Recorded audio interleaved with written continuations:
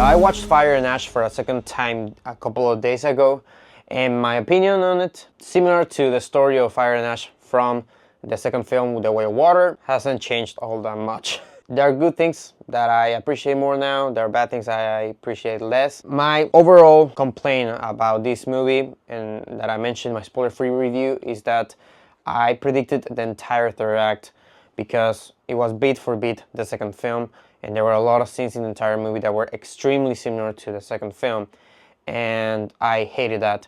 So the fact that I predicted what was going to happen the first time makes the second time naturally more enjoyable, because always when you're going to watch a movie, the second time you know what's going to happen. It was like all second viewings of any other film. When those scenes that were extremely similar to where water show up on screen, I was like, oh yeah, I forgot that scene was also here. Damn it. Okay. Outside of that, the fact that it's extremely similar, I also mentioned that nothing really happens. The ending is extremely similar. The same heroes and the same villains that survived the second film are also alive here.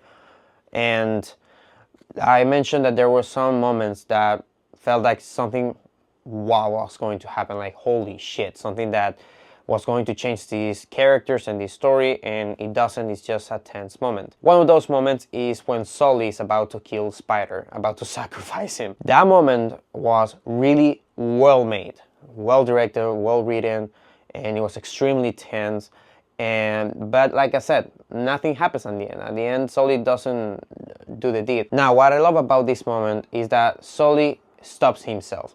It's not Neytiri that comes in and says, stop, please. No. Like, himself. He's like, okay, I'm not going to do this. Which I love, because it will be like, damn it, you were going to do that, but your wife stopped you? No. The other thing that I love is Neytiri's development in that sequence with visual storytelling. She remains the most consistent and more complex character in the entire trilogy. I really love her, and Zoe Saldana is amazing. And that's something that I really didn't appreciate enough. I actually didn't even talk about it in my spoiler-free review, and that was the acting. The acting in this movie is really great, especially Zoe Saldana. And this moment, what I love is that she's painted as one of the Ash people, because she had to infiltrate to save her husband. And that progression of her character, how she dresses and paints herself as the Ash people to get in. There was a moment even that she kills one of the Ash people in those RDA installations, and my brother asked why the leader of the Ash people just killed one of her own goons. And I was like, that wasn't the leader. The leader is behind her now. And he was like, oh yeah.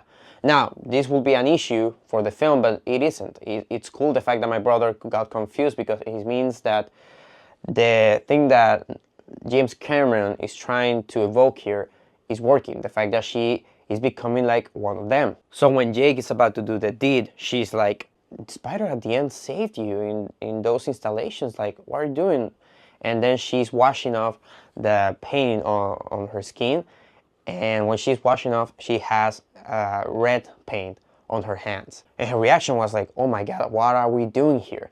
And it was so good. It was so good. That's the thing that I love the most about that little moment. We solely about to kill Spider. What I don't like about that moment is what I told you, is that at the end of the day, they don't do anything. If you cut that moment, what you really miss here is Neytiri's development. Outside of that, the story still is the same. The plot, at least, is still the same. So there are a lot of moments like that in the movie. Loak also, like, once again going to look for Payakan. Once again he gets attacked by sea creatures, and once again he gets drowned and someone rescues him, and then they find Payakan and they find another whale that it's blind, which, yeah, it was incredibly heartbreaking. No. And that whole sequence really could have been cut out. Like, the only thing that introduces is these sea creatures that at the end they help these like octopuses thing, I don't know, calamari, I don't know how they're called in planet Earth, I don't know how they're called, and even less in Pandora. That's the only thing that you miss. But outside of that, everything else, it could have been cut out. And when Loak appears with Payakan and a blind whale in that Tukun Council, it would have been more interesting, because it would be like, oh my God, okay, you are now back and now you have this speech. But it really, like, I didn't need that sequence because I already saw it in Way of Water. There's a lot of things like that in the movie that could have been cut out. There's a lot of things that could have reduced the runtime. And Loak, let's talk about him and Sully's like conflict, because it's basically the same conflict that they had in Way of Water that appeared to be resolved in Way of Water. In Way of Water, as Sully says at the end to Loak, I see you. Telling him, okay, kid, now it's forgiven, now I understand you are actually someone who's really trying, and I really love you and all that shit. And in this movie, once again, we are in the same place that we were at the beginning of The Way of Water. With both of them having this conflict, and even worse because he kind of is blaming Loak for the death of Netayam, his brother, Sully's son. It's repeating again. Like, if you're gonna reboot some story arcs, like between Sully and Loak, please just lead to something new, something different. But no, it leads to the same. That's the thing about the Fire and Ash that I dislike the most. What I like the most about the movie is, for instance, Quaritch and Barang. I think that was the name of the villain. These two characters were amazing together, and I also love how it develops the character of Quaritch, seeing him actually loving a person. And there's this weird thing going on between these two characters and the audience, because the audience, I feel that we want to see them together. We want them to be happy, but also we don't want them to touch our heroes and the animals in Pandora, you know? It's very interesting. It's really like, you like them together, but not doing these horrible things. And that makes the villain even more complex. And I adore that. I adore that aspect of the characters. But again, when it's about the plot, when it's about the final battle, the story, these fire people just, you know, they help, they attack. That shot with the eclipse and then arriving, it was beautiful. And I felt tense. And I remember watching it for the first time. I remember being like, okay, now the battle's going to change. Now the battle's going to be different from the first one and the second one. Something different is going to happen. But it doesn't. They just attack. They capture once again the little girl. I can't believe I'm tied up again. Once again, you captured the little girl. Her name was Tuk? Tuk, right? They rescue her once again. Kiri has this moment that she connects her scalp. I don't know.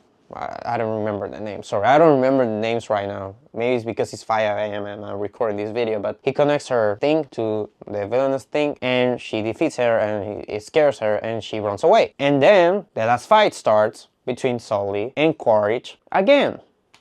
And whatever you want to say, Quaritch is alive at the end. Doesn't matter that he fell like in this tornado thing. It doesn't matter. At the end of the day, they don't show up the body. So probably he's alive. James Cameron has said this, that I kind of think is bullshit. The fact that he's not going to make a fourth Avatar movie if this one fails, which is the exact same thing he said about the second one. I don't know why people are still following in his comments. I think that's part of the marketing and strategy or commercial strategy, because he's a genius. James Cameron is a fucking genius. If this movie fails, it will be extremely strange. It will be like if Tarantino made a bad movie. It doesn't make sense. So he's going to make a fourth film, and I'm sure that Quaritch is going to be back. I mean, just like The Way of Water, it ends with him being alive. They don't show the body here, it means that he's alive. My brother said that instantly, he's alive. And I was like, yeah, probably. Yeah, probably. And the villain Barang also is alive. So, yeah, guys, like, once again, we're in the same story point at the end of the film as we were in The Way of Water. The big thing that this movie ends with is Spider now being welcomed in the Navi community, you know? And his reaction, holy shit, when they tell him this. Okay. I think the character Spider, what he represents, what he means for the story, I think is really cool, and I think is actually important, and it's, you know, it's touching, and it does do something for the story of these two films. But the character himself, I'm not that interested. I'm more interested for what he represents, that himself, his personality, his actions. I'm not that interested in that. Like I said, there are some also weird story choices. Kiri kisses Spider, and I mean, Luke and Leia is definitely worse. I mean, those are actual brothers. These are not blood brothers. But it felt kind of weird. There are a lot of moments like that in the movie that felt very weird, that didn't work from a story perspective. I don't care about cheesiness because that's James Cameron's movies. Even his masterpieces have a lot of cheese in them. But this one, the emotion sometimes didn't quite work. And sometimes it was because I was watching the same story arcs, like rebooting from Way of Water. And once again, they continue in the way that I thought they were going to do. There's a cool moment though. That is a very similar scene of The Way of Water when he's talking to his father in the RDA installations. His father is like, no, I have also this military thing that has my name on it. Again, I don't remember the name of that thing. And Spider is like, can I keep it? And he's like, sure, kid. And at first you think, oh, Spider actually now really loves his father, you know? Like the second one, he had this conflict in his mind that he loves him, but also he does his horrible things. But in this one, he continues that, okay, but no, in the next scene, he's actually using that collar, whatever, that military collar, uses it as a screwdriver to escape.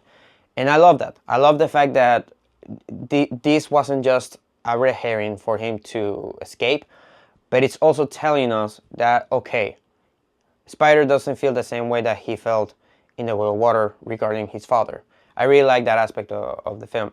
But like I said, the moments like that, before that moment, when they're talking, in 5 years, when these movies are old enough, Way of Water and Fire and Ash, people are going to remember some scenes about this movie. And when they remember those scenes, they're going to be like, was that scene from The Way of Water or Fire and Ash? That happens with other franchises, like Star Wars, for instance. Some people forget that that moment with Han Solo and Chewie is actually from Empire Strikes Back, not Return of the Jedi, you know?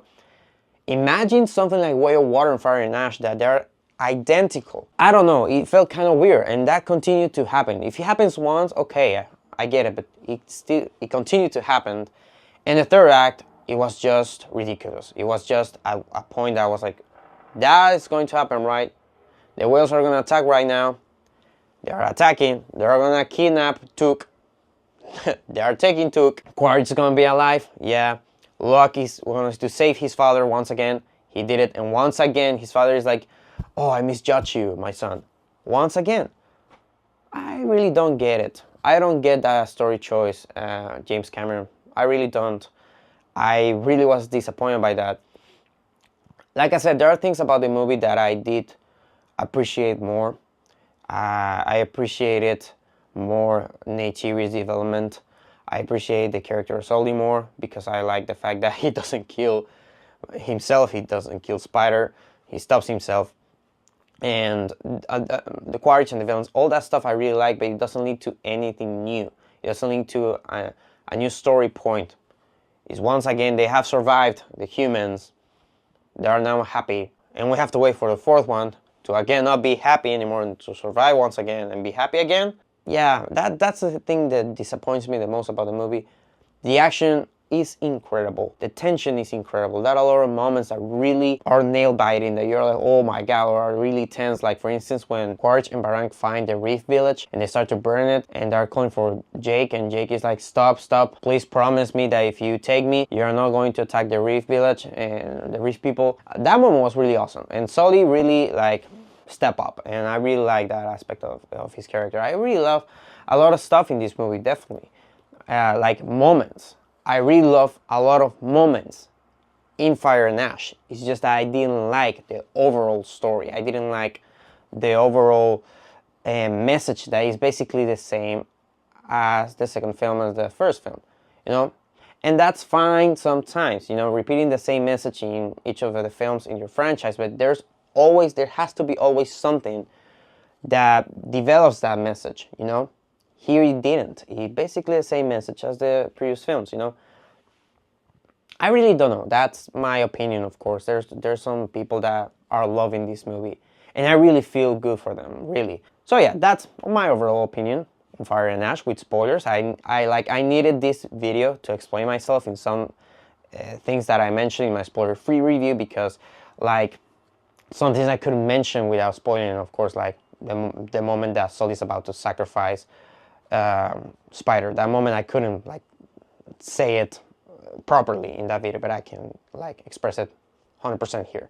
Guys, thank you for watching this video and my Avatar spoiler-free review, if you did. And we are almost done with the 2025 year, which is amazing. It's incredible, my God. Also, happy Christmas for a lot of you who celebrate Christmas, because I don't celebrate Christmas, believe it or not. I do pass the time with my family because they do celebrate Christmas, but I really don't care about Christmas. But have a great time with your family, and there's probably going to be a last video before the end of the year, and it's going to be a very interesting video. So guys, as always, thank you for watching, like I already said, and take care of your time.